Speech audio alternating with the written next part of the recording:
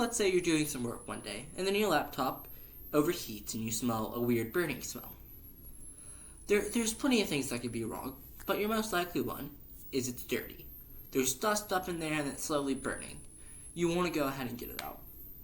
Let's talk about some proper methods to clean your laptop and the main ways that you should do it. First thing you're going to want to do is deconstruct it. But before you deconstruct it, you're going to want to power it off completely, or you may injure yourself or break the laptop. After that, when you go to deconstruct it, you're going to want to unscrew the screws on the bottom plate. When you go to unscrew the screws on the bottom plate, there may be 4, there could be 10, there could be 20. It really depends on your laptop. When you take off the bottom plate, you do not want to force it. The most likely will be some latches that you'll have to click off. But if you feel like you're putting a lot of pressure, look up your model of laptop and watch a video on how to take the back plate off. Don't do anything you are not confident yourself in doing when it comes to taking apart your laptop. But when you have successfully detached the back plate from the laptop, place the back plate somewhere where there's not a lot of dust.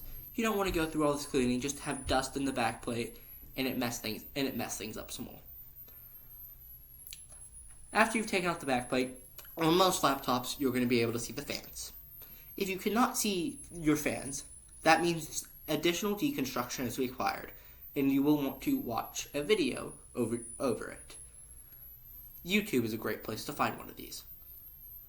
Once you've exposed the fans, you're going to want to dust them. There's several different methods you can do this. You can wipe them off with your fingers, but be gentle. You don't want to break one. You can blow on it and have the dust kind of fly everywhere. Not the end of the world, and it kind of cleans it. Or you can use an air duster. This is the best method to clean it fast. When you use the air duster, go back and forth in one spot, and it'll spin the fans, and it'll get everything clean. And it may even clean some of the tubes that connect the fans to the certain parts. After you clean those, if you're still having issues and it might still be overheating, you are going to want to check the thermal pads. The thermal pads are rectangular, square-like. They're spongy, and there's many other things with them. They're also kind of cool when you touch them.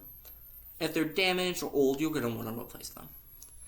Majority of them you should be able to see with your bare eyes, but there's a chance some of them are below parts and kind of hidden. And if they are, you are going to want to deconstruct and check those ones too.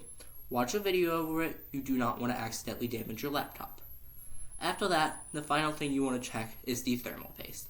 The thermal paste is what lets your laptop run. It cools down the CPU and connects it directly to the fans. If you expose the thermal paste once, you have to replace it.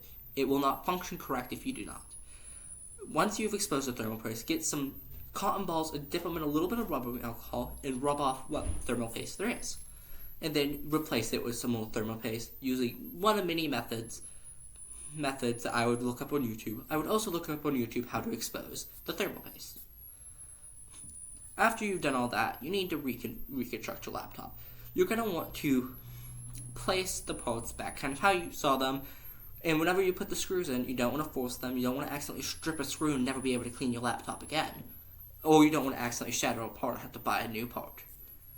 So, after you've gotten all the parts back in, you want to put on the back plate. You're probably going to have to click it down first and then to screw in the screws. Don't strip the screws and don't break the laptop. Depending on your environment you have your laptop in, you may need to repeat this process with at least the fans monthly. Or if you're in a fairly clean environment with not a lot of dust, you could probably do it once every 3 or 6 months. There are multiple methods that you can use to clean your laptop. In the end, you should use what you think works for you, best for you. Don't let me dictate what you do. Also, be careful to use YouTube throughout the entire process, because if you damage your laptop, that is an expensive mistake to make, because you are just trying to clean it and save yourself some money. It's like changing the oil on a car. It has to be done, and it's cheaper if you can do it yourself.